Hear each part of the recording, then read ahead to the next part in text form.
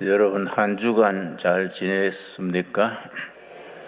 난 여러분한테 조금 섭섭한 게 있습니다. 모처럼 새 양복 입고 이발까지 했는데 아무도 관심을 안 가져주셔서 제가 섭섭합니다. 관심 좀 가져주십시오. 예.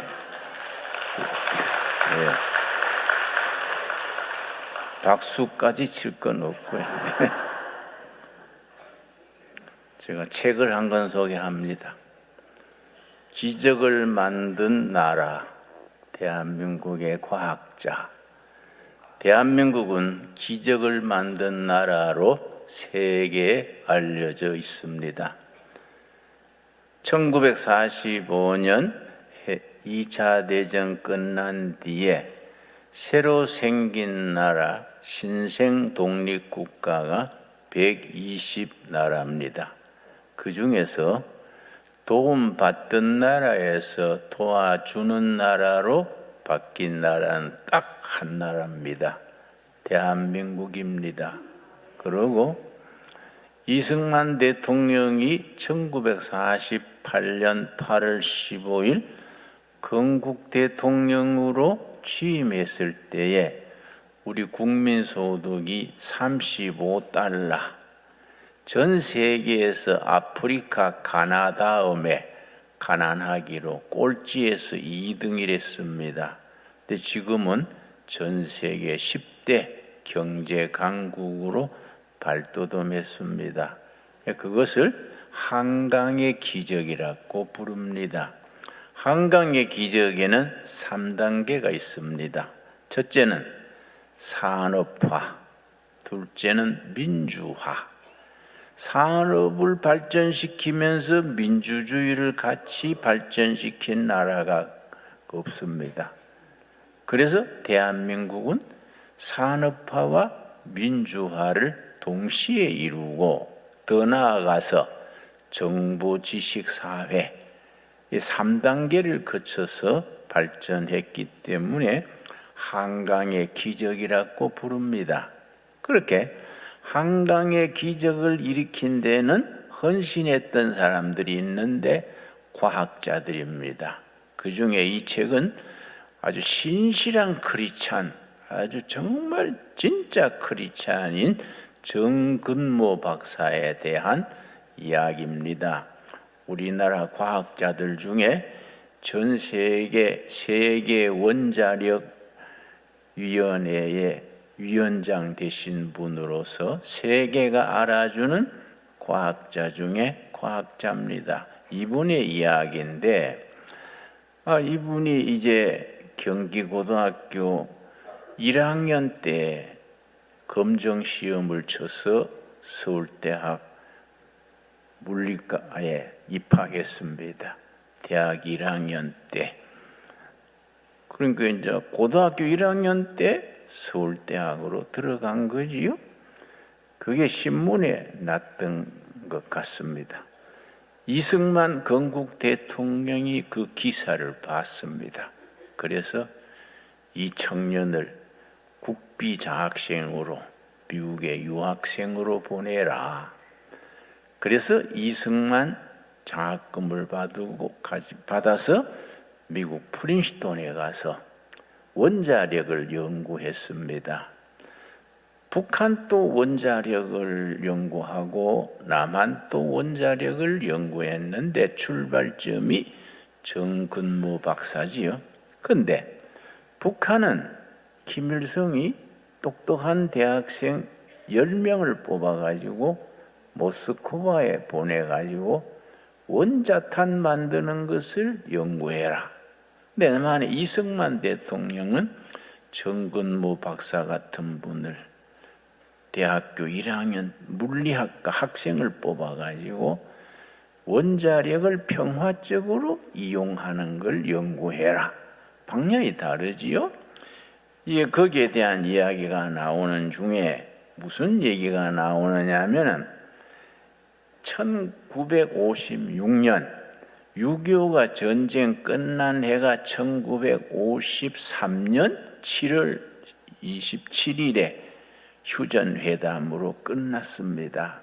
그런데 그 3년 뒤에 미국 대통령의 경제 담당 고문 중에 워커리 시슬러 박사란 분, 미국 대통령의 경제 담당 고문입니다.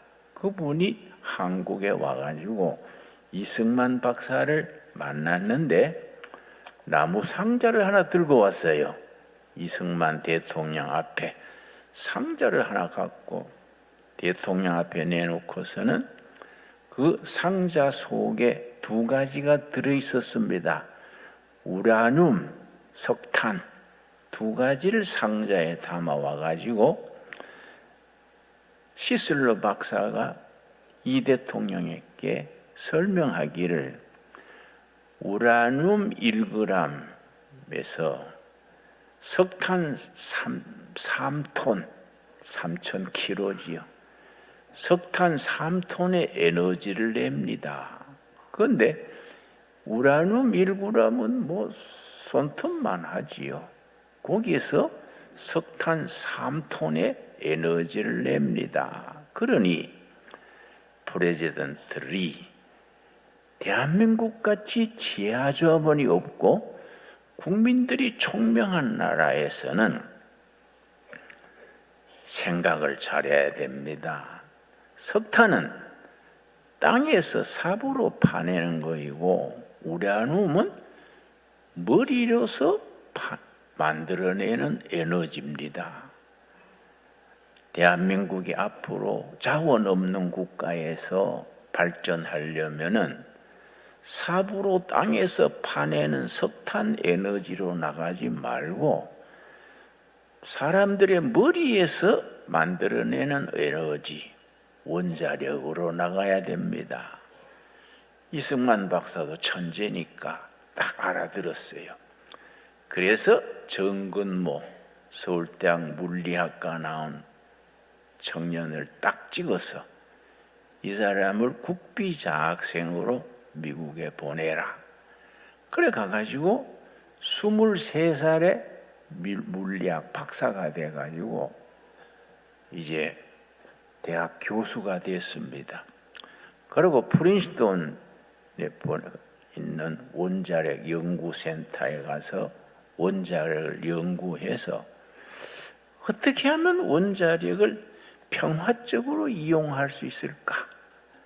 원자력을 농업에 이용하고 의학에 이용하고 평화적으로 쓰는 원자력 발전소를 세우고 거기에 연구해서 전 세계적인 석학이 된 것이요. 참 우리나라는 그런 점에서 과학자들의 역할이 대단합니다.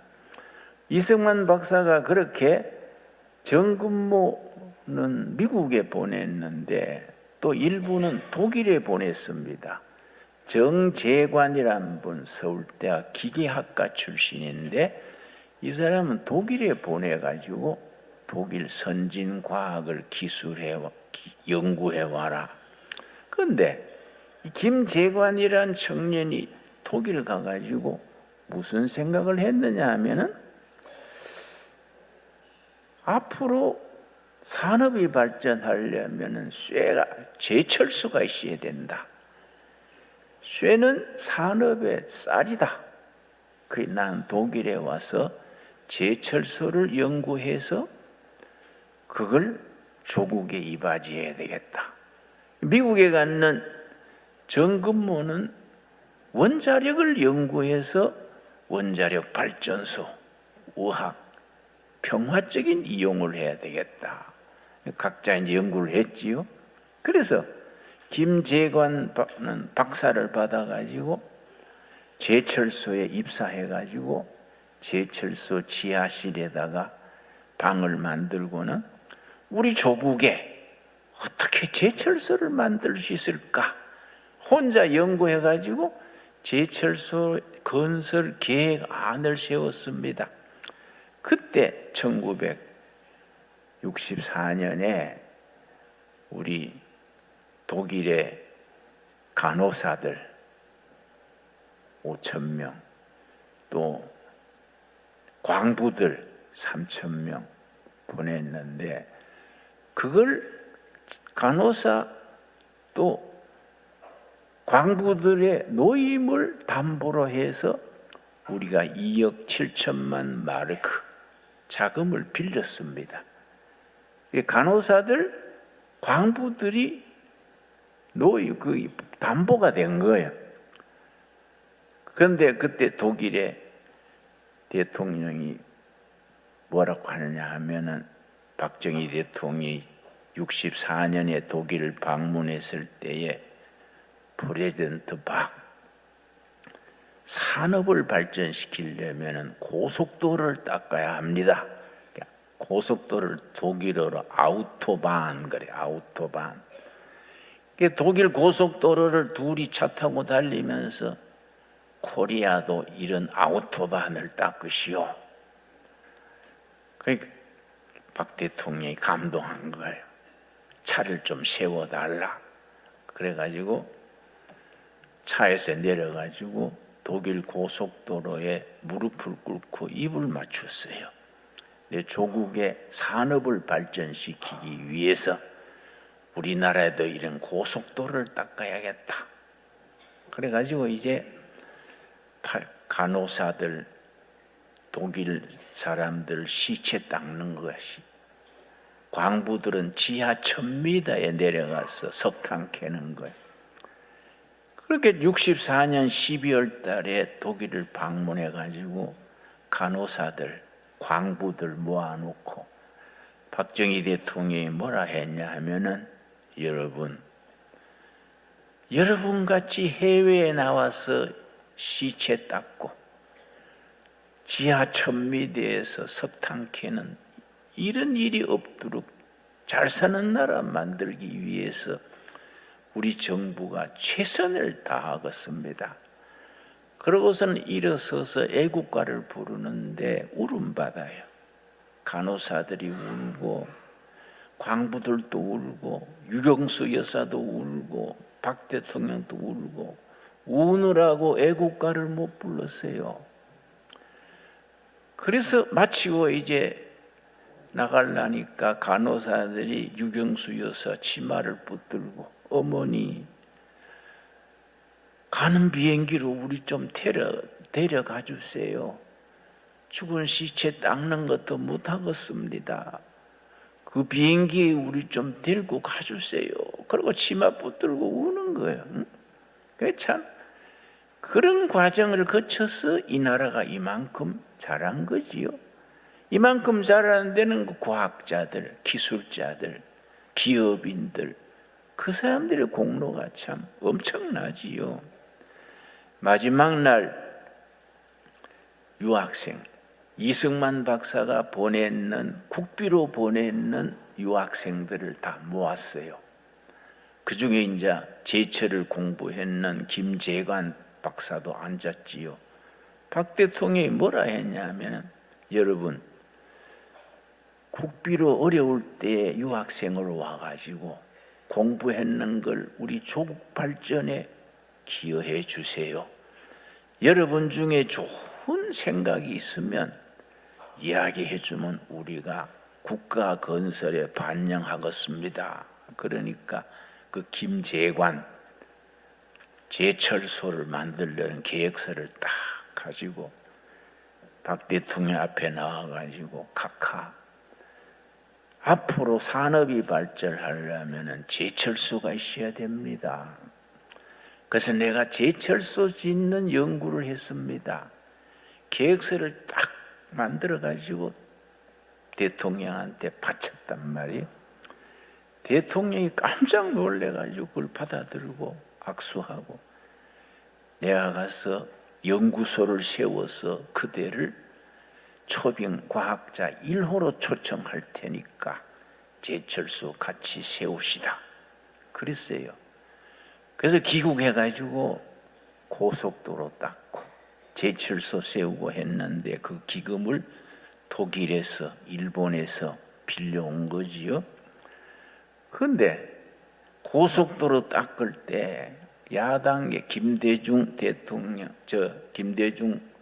김영삼 둘이가 아주 얼마나 반대했는지. 차가 10,000대도 안 되는 나라에 무슨 아우토반 고속도로 닦냐. 이거는 정치 자금 빼먹으려고 이거는 부정하는 거다. 고속도로를 왜 닦냐. 그래서 고속도로 닦는 부르도자 앞에 김대중 선생이 들어 누웠어요. 쓸데없는데 돈 쓴다고. 나도 그때 운동권이기 때문에 그 옆에 누웠어요. 그 옆에. 참 지금 생각해보면 참 부끄러운 일이지. 그렇지요? 그때 고속도로 안 닦았으면 우리나라가 이렇게 발전했겠습니까? 그러고 김재관을 불러가지고 제철소를 세운 거지요. 그런데 별 2개짜리 이제 누굽니까? 제철소에 무슨 장군이지요? 박 장군 불러가지고 임자 제철소를 세우소. 저기 포항에 고기잡이 몇 대 있는 촌에 데리고 가가지고 이 제철소를 세우소. 그게 포항 제철소요. 그러니까 김재관 박사 데려다가 그 기술로 또 박 장군의 그 지도로 제철소를 세웠지요. 제철소를 완공했는데 그때는 벌써 박정희 대통령이 부하 손에 총으로 죽었을 때요. 제철소를 완성해놓고 그 제철소 소장 박 장군이 박정희 묘지에 찾아와서 딱 경례를 붙였어요. 각하 임무를 완수했습니다. 그러고서는 무덤 앞에 앉아서 대성통곡을 했어. 자기한테 제철소 세우라고 명령했는 박 대통령은 죽어서 무덤에 묻히고 자기는 제철소를 참 목숨 걸고 완성한 거예요.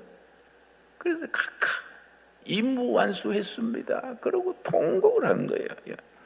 이 우리 역사입니다. 역사. 여러분, 우리나라가 이만큼 자라온데 민주주의를 뿌리내리고 산업이 발전하고 민주화가 되고 세계의 선진국 반열에 들어서게 된 데에는 많은 과학자, 기술자, 탄광의 광부들, 간호사들, 이런 사람들의 그 땀과 눈물의 열매 아닙니까, 여러분? 선배들의 그 땀과 눈물을 알아야 돼요, 여러분. 오늘 저녁 나절에 6월 3일 대통령 출마할 사람들의 거기 발표회가 있습니다. 그걸 무슨 회라 그럽니까? 정견 발표가 있는데 여러분 들으셔야 돼요. 내가 구원하고 싶은 것은 다니엘 같은 사람. 여러분 다니엘서 1장 8절 말씀 찾겠습니다.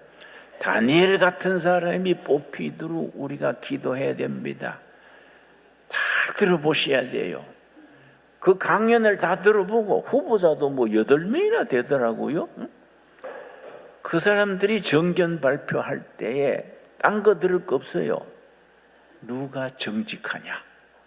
누가 국민들에게 희망을 주느냐? 누가 민족과 국가가 나갈 비전을 주느냐? 그걸 가지고 판단해야 됩니다. 말 잘하는 사람들은 많아요. 말쟁이는 많습니다. 그러나 정말 국민들에게 희망을 심어주고 꿈을 심어줄 수 있는 이런 지도자를 이번에 뽑히도록 우리 기도해야 됩니다. 다니엘서 1장 8절 말씀. 바벨론의 나라가 망하고 포로로 끌려갔습니다.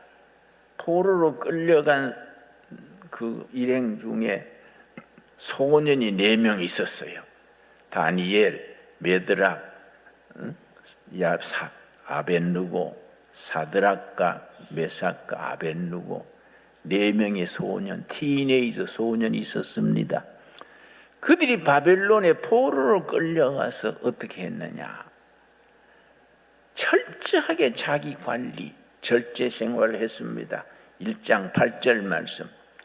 다니엘은 뜻을 정하여 왕의 음식과 그가 마시는 포도주로 자기를 더럽히지 아니하리라 하고 자기를 더럽히지 아니하도록 환관장에게 구하니 다니엘과 사드락과 메삭과 아벳느고 내 동지가 조국은 바벨론에 짓밟히고 우리가 포로로 끌려왔는데 우리가 하나님 앞에서 인생을 살자 세 가지 결심했습니다. 세 가지.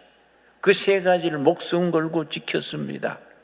절대 왕궁의 기름진 음식으로 우리를 건강을 잃지 않는다. 맞아. 두 번째, 우리는 하루 3번씩 꼭 조국 하늘을 향해서 기도한다.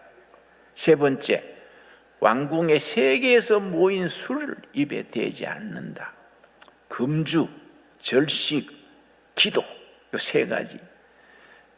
그 소년들이 조국을 생각하고 그렇게 했더니 열매가 뭡니까? 17절입니다. 17절 말씀. 하나님이 이 네 소년에게 학문을 주시고 모든 서적을 깨닫게 하시고 지혜를 주셨으니 다니엘은 또 모든 환상과 꿈을 깨달아 알더라. 그 네 소년의 절제 생활, 금주 생활, 기도 생활, 거기 열매가 뭐이냐? 지식, 학문과 지혜를 주셨다. 여러분, 성경 읽으실 때 단어의 의미를 정확하게 이해해야 됩니다. 학문을 주시고 지혜를 주셨다. 비슷한 말인데 내용이 다르지요.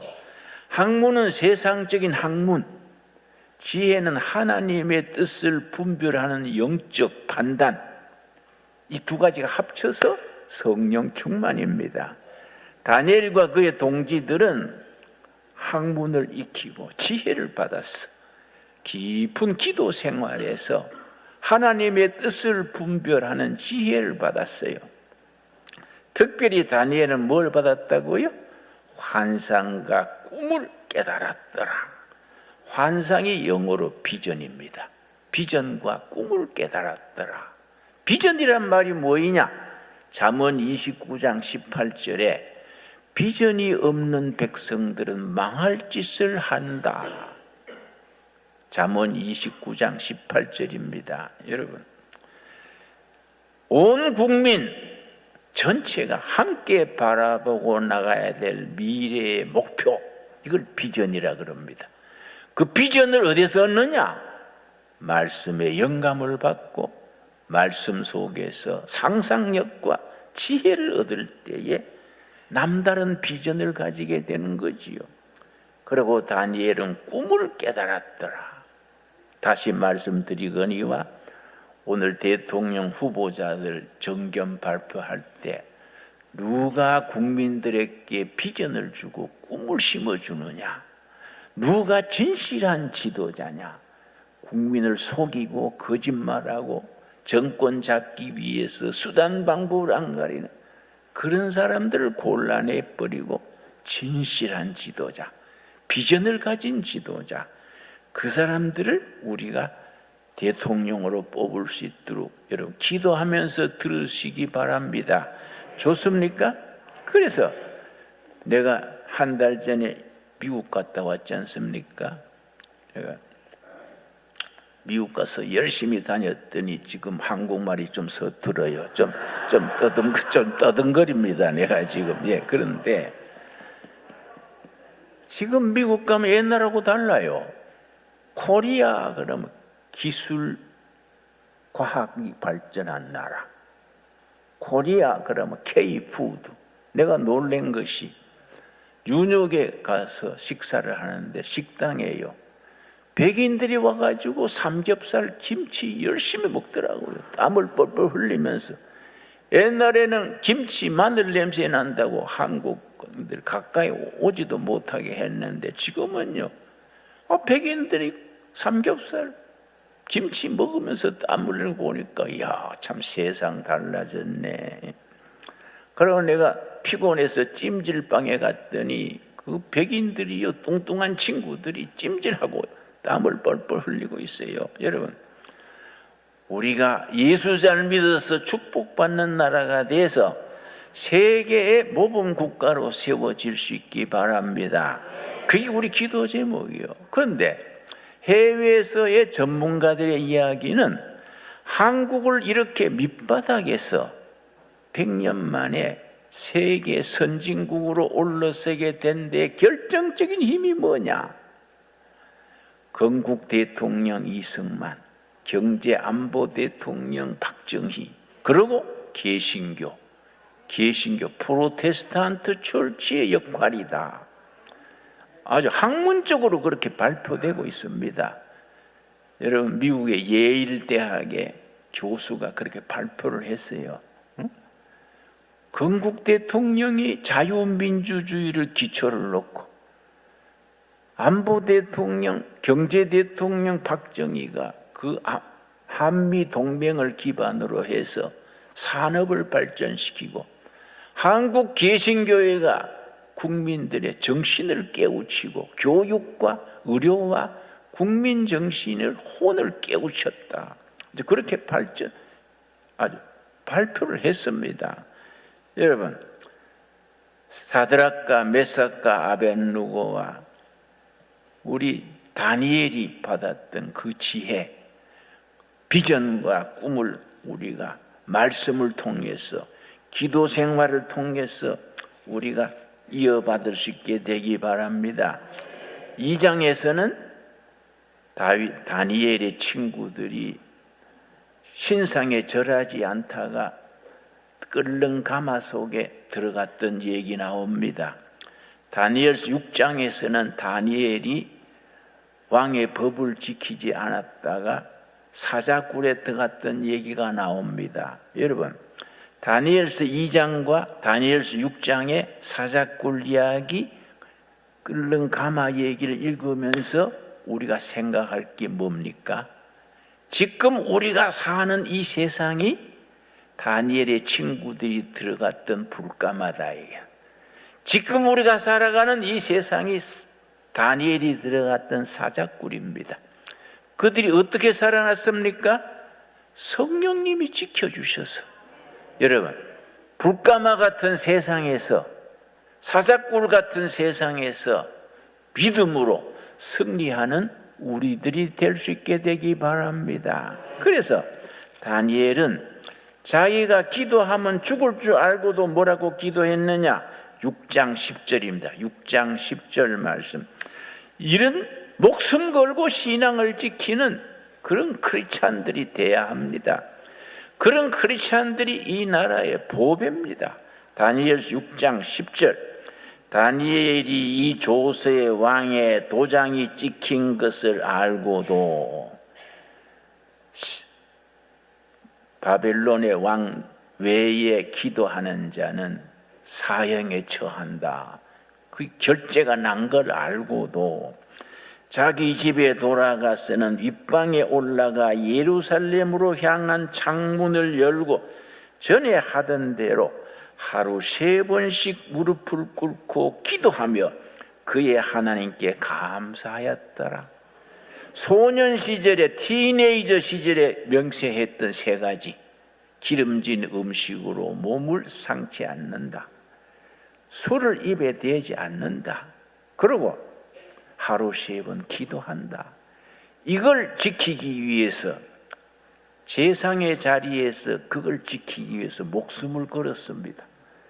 내 평생 그렇게 해서 제상 자리에까지 올랐는데 내가 정치 생명 더 연장하려고 내가 그 지켜온 평생의 서약을 깨뜨리지 않는다. 오히려 무릎을 꿇고 하나님께 감사드렸습니다. 그런 신앙, 그런 일관성, 그런 철저한 헌신 우리가 본받을 수 있게 되기 바랍니다. 6장 3절 말씀, 다니엘서 6장 3절 말씀. 다니엘은 마음이 민첩하여, 거기에 줄을 칩시다. 민첩하여 총리들과 교관들 위에 뛰어남으로 왕이 그를 세워 전국을 다스리게 하고자 한지라.